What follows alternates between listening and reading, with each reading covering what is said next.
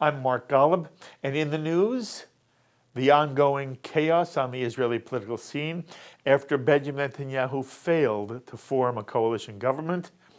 And earlier this week, we had a chance to speak with one of Israel's most respected journalists, Haviv Rettig Gur, about what it all means for the immediate Israeli future. Of course, Haviv is political correspondent and analyst for the Israeli online news organization, The Times of Israel. It's always wonderful and illuminating to have him on with us here on JBS.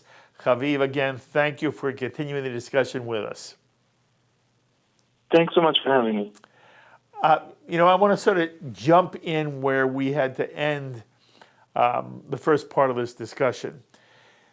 You were making some very interesting points about what Benny Gantz might be able to do as someone who leads a political party in Israel that has a number of former chiefs of staff.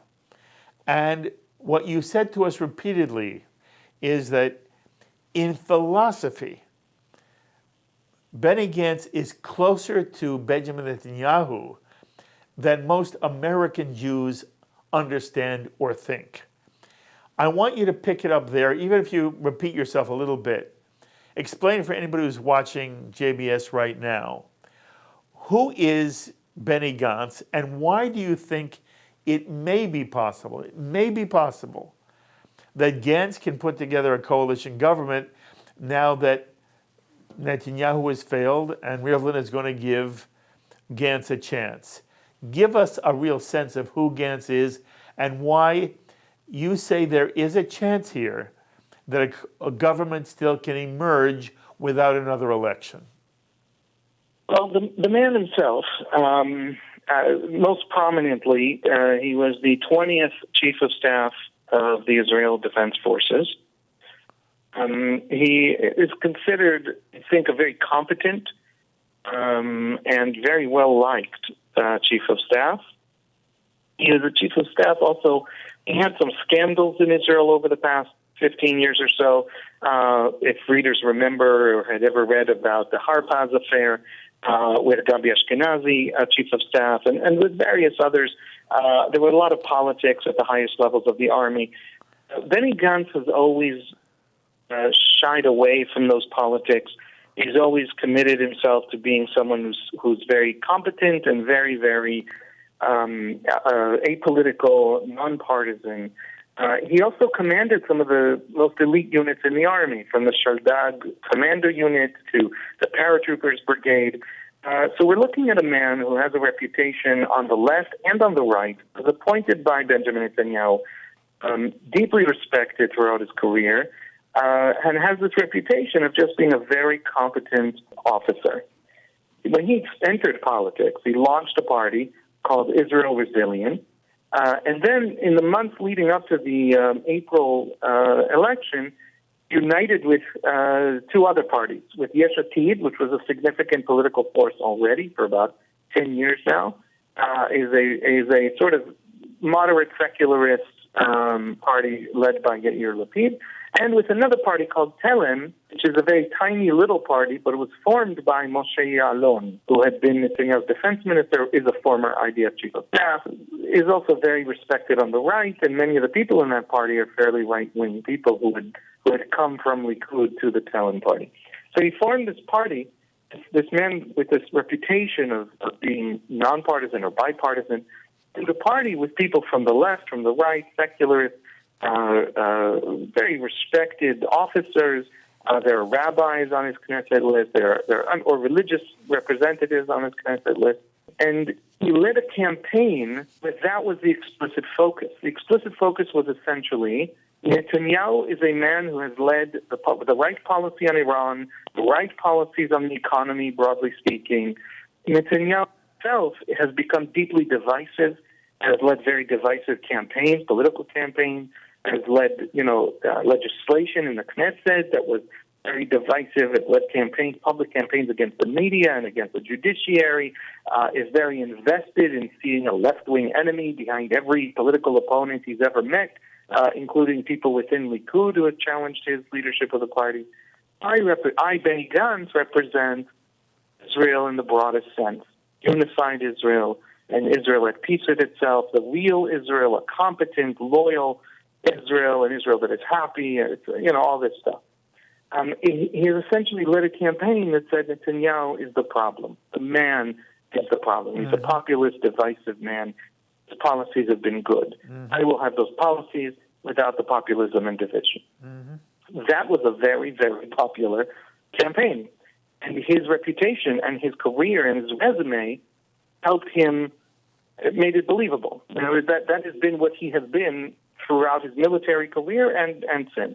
Now the question becomes, this man who has managed to hold together different political parties, hold together right-wingers and left-wingers, to hold together, throughout his career really, to be this kind of bridge.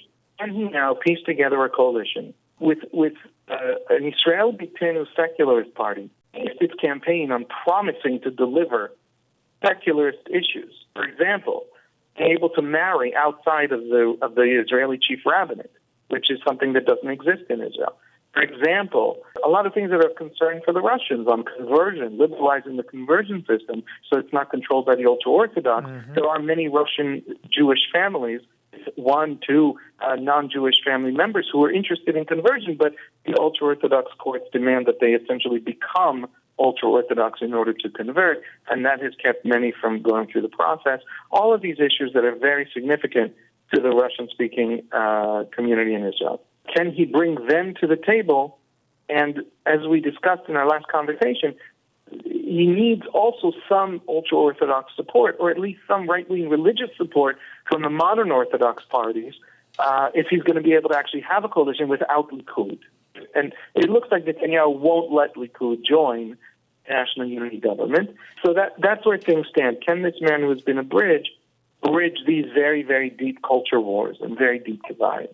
I don't think he will, but I say that it's the caveat, the very significant, the enormous caveat, that asked me 10 months ago, would he be able to hold those parties together and deliver blue and white as a larger party than Likud in the April election? I would have told you probably not. And if you had then said to me, can he hold them together for a second election in September and still come out larger than Likud, I would have said to you, probably not. And, so he's already far surpassed my expectations. Okay. I think he has surpassed the expectations of every Israeli analyst and pundit I know, including some of the campaign managers who ran this election. I did not expect him to do as well as he's done. I understand. By the way, he gets an enormous amount of credit. The only question now is Gantz in a position where he really can create a coalition government of 61 or more seats, or is Israel headed for a third election? And I'm going to ask the question to you most specifically again, but I want to first say this to you. When I do the math, I can't get to 61 without the Arab joint list. Blue and white has 33. By the way, even before I do the numbers, if Gantz is so respected, how is it in your mind that in the September election, blue and white won fewer seats than it did in the April election? I would have imagined that blue and white and Gantz would have gone up in its number, not down. In your own mind, as political analyst for the Times of Israel, how do you explain that phenomenon, that he won fewer seats in September than he did in April? Seats are a question of proportion, but there are only 120 seats. So no matter how many voters come out, whether it's 100,000 or 3 million, the proportion is what is yes. He won a smaller proportion. Haviv, why did he win a smaller proportion? But I don't think he won a smaller number in any significant way. What I think happened is in April, he saw a massive, unprecedented Likud campaign to depress Arab turnout.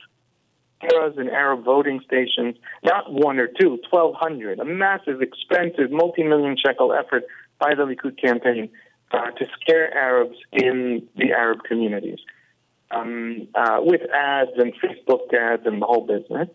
And Arab turnout was actually very, very low. It dipped significantly from the previous election. We saw in September, with Likud doubling down on the Arab campaign, the whole thing backfiring. There was actually a surge of turnout in the Arab community, and that surge of turnout slightly tilted the proportions in favor of the Arab parties and a little bit also of the left, because some of the Arabs voted for Zionist left-wing parties like Democratic Camp and Labour. I got it. So that's first of all. Second of all, I think both of the parties, the fact that no government could be formed after April, made us for small numbers of blue and white and Likud voters, as Likud also dropped. Okay. Now the numbers.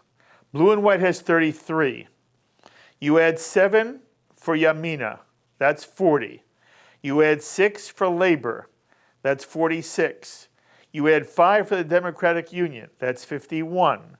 You add Yisrael Beitenu, that's the Russian party with Avigdor Lieberman that you talked about, that's 8.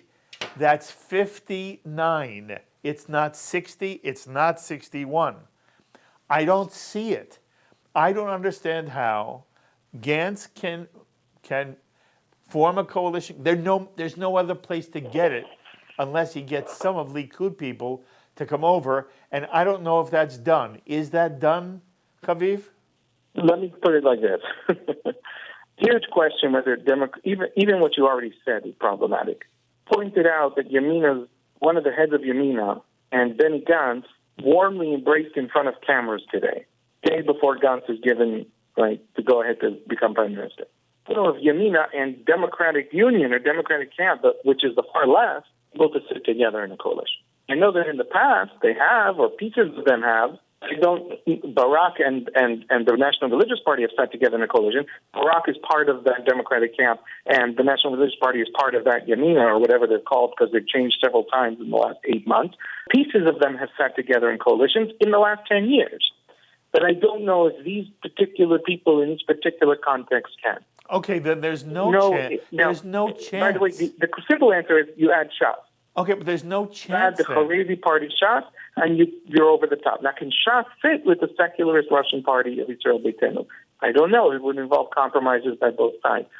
Gantz has one, I believe, and expect him to have one strategy. And the strategy is to look as though he's going to make it. If people think he's going to be successful, they're going to rush a race to get into his coalition, because you don't want him to form a coalition without you and then not need you, and then your negotiating position is much weaker. They think he'll fail. I bother jumping on board this coalition and making all kinds of compromises up to bridge a lot of these political culture wars and political gaps. Why compromise and get into a coalition that'll never form anyway? All right. Can convince people he's going to. I understand. I think that the secularists and the ultra-Orthodox right and the left are going to find ways to sit together. Been doing it for 70 years. All right, fascinating. You help us enormously. It's possible that just for that, to look as though he's going to be the next prime minister, the people rushing to get into his coalition, yes, they turn to the Arab parties for support, initial support. I believe he'll form a coalition that actually depends on Arab votes from outside, as Likud is warning, and as the right wing is claiming.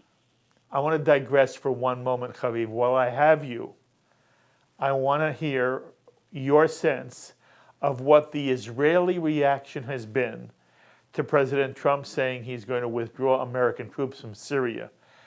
Do Israelis care one way or the other? Do Israelis fear that Turkey's President Erdogan will invade Syria, and do Israelis fear for the Kurds? It's a big issue here in America. Is it a big issue in Israel? Yes, absolutely. It's a huge issue in Israel.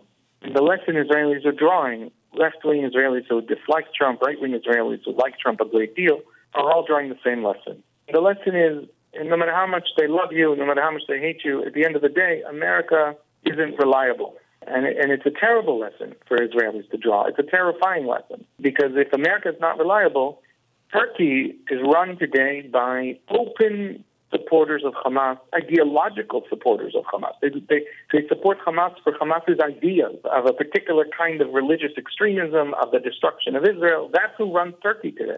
And they're now going to control northern Syria, because that is a serious and competent military. And we have a good working relationship with Russia in Syria. But at the end of the day, Russia is not America. We're not actually on the same side of history with Russia in the way we are with America. For America to be unreliable, for America to pull out, America to show this kind of what I see as incompetence. Here's one more deeper point. Yael Shaked of the right-wing Yamina, or New Right they call themselves now, Yael Shaked, I think, said it best. The Kurds, the largest people on earth, have no state. They're the largest stateless people on earth today. We hear from the world so much pearl clutching and so much anger to the Palestinians. And we hear nothing of the Kurds. Anybody massacres the Kurds, nobody cares. Anything happens, the Kurds can mount this immense war for America, with America, against Islamic State, even in areas beyond Kurdish population areas, in support of their allies on the international community. Their allies in the international community, and the greatest ally of all, America, no less, abandoned them to a Turkish onslaught without a second thought, literally in a tweet. The Pentagon found out about it when American Twitter readers found out about it. The fact that that can happen then means that, first of all, that all support for Palestinians is hypocrisy, because it's not support for freedom, it's just anti-Israel. So it means that Israel had better hold on to its guns and its capabilities and not actually listen to an international community that at the end of the day, even America abandons you in the lurch. These are the lessons being drawn, and these are lessons that are not good for, I think, international peace and security. Okay. That we're drawing those lessons, the Kurds in Iraq and in Iran are drawing those lessons, and everyone is, the whole region is drawing those lessons. So you're saying... Of course, the American withdrawal strengthens Iran. I could go on, but, okay. but I think it's being seen here as very bad. Okay, so what I hear you're saying is that there may be a majority of Israelis who say to themselves, if the Trump administration can, in essence, pull out the support for the Kurds, one day the Trump administration could pull out support for Israel, and Israel has no more security with Israel, with the United States. Israel has no more security with the United States than the Kurds had with the United States. Are you telling me that's what Israelis are feeling? I don't think serious Israelis are thinking that about the Trump administration or any future Republican administration. I don't think Israelis think that's a strange idea when it comes to imagining a Bernie Sanders administration. So it has less to do with Trump. It has less to do with Trump than it does with American politics. If Trump loses the next election and there's a Democratic president, a certain kind of Democrat, Joe Biden. I think Joe Biden maintains the relationship. This is so fascinating. American politics are very fickle now. Okay, Okay, but Haviv, this is so fascinating because what I thought you were saying was Trump did this. In America, it's not portrayed as if this is thought out American policy. It's portrayed as, a sort of a childish, lunatic guy who's in the White House. One day he says this, and then, as you say, a tweet he says that, and the next thing you know, the Kurds are in mortal danger. And then the question is, well, could the same thing happen to Israel with Trump? And some American Jews are worried, what if Netanyahu is not reelected? Doesn't become the next prime minister? Will President Trump have a different attitude towards the state of Israel? And what I wanted to hear from you is, when you have a sense of the Israeli people, what they're saying on the street, and I know the Israeli people are no more monolithic than any other society, no more monolithic than Americans are, but in general, there's a sense of what you feel is being said and thought among the common Israeli in the state of Israel today. As a result of what Trump has done, saying he's going to withdraw American troops from Syria, are Israelis saying, we don't want to support Trump the way we did in the past? We're not going to name the Jerusalem train station after him after all. Thank you for moving the embassy, but he can't be trusted. Or are Israelis saying, President Trump is not going to double-cross Israel, but we are worried that a Democratic president who might succeed Trump, that's where the worry is. I want you to try to identify where is the anxiety right now within the Israeli people. I would say there's a little bit of both. There is a sense, very powerful sense, off the political spectrum, that Donald Trump is a little bit of a clown, and that the antics, when it comes to domestic American politics, all sorts of checks and balances and Congress and budgets and can he build a wall and not build a wall, in the end, Trump can't alone change America, and Americans have to decide where they're going. But in foreign policy, Trump's presidency is almost untouchable. Trump personally can throw the Kurds to the dogs over completely exactly what you described some Americans saying. I think that Israelis do not believe that Trump can be trusted with anything serious. Because we're a small country, we're half the size of Belgium. We loom large in the news, but we're not large, and we feel vulnerable. And if an American president, no less, supports us, we're going to take that support. But don't do something that depends on that support for Israel's survival. You can't rely in the end on this alliance, on Trump, for survival. And I would say it's worse in the Israeli view because we look to the other side of the political spectrum and we see similar clownishness. It's not quite the same personality clownishness, but it's all kinds of weird ideological things we don't understand, all kinds of ideological lingo. So you have a Bernie Sanders who, out of some theory of colonialism and brown people versus white people, never mind that Israelis are mostly brown, but brown people versus white people, is going to decide America's allegiances anew for some kind of mental structure, cartoon structure that exists in his head. They're worried that the cartoons are taking over on both sides. And I think that's a worry that you will hear from left-wingers and right-wingers. And this Kurdish thing makes it very powerful. What if a left-wing politician takes over Israel? What if Trump concludes that Gantz is left-wing and Gantz becomes the next prime minister? And it turns out that 2 years ago, Gantz said something silly about Trump. And then it turns out that Trump hates him. What happens then? Can the most avid pro-Israel Trump supporters really tell us the level that we can trust our children's lives, really tell us they know what Trump's going to do? And so I think that the clownishness Israelis see it on both sides and don't believe that Israel can depend in the end on America. And by the way, I think that's true of all countries that depend on America. Ukraine, Georgia, a lot of countries in the Russian orbit. It's not just Israel. A lot of countries around China that depend on America. It's not just Israel. And this has nothing to do with Trump. It has to do with what? The American ethic that the next president is going to be no more reliable than Trump? American politics has been... I'm speaking as an outsider. I apologize. Yes. I don't think I will agree to more about American politics than your viewers. The Israeli perspective that I understand from my fellow Israelis, certainly in the Knesset, and I think in the street as much as I understand it, is that American politics has become so partisan, bitter, so dishonest, so silly.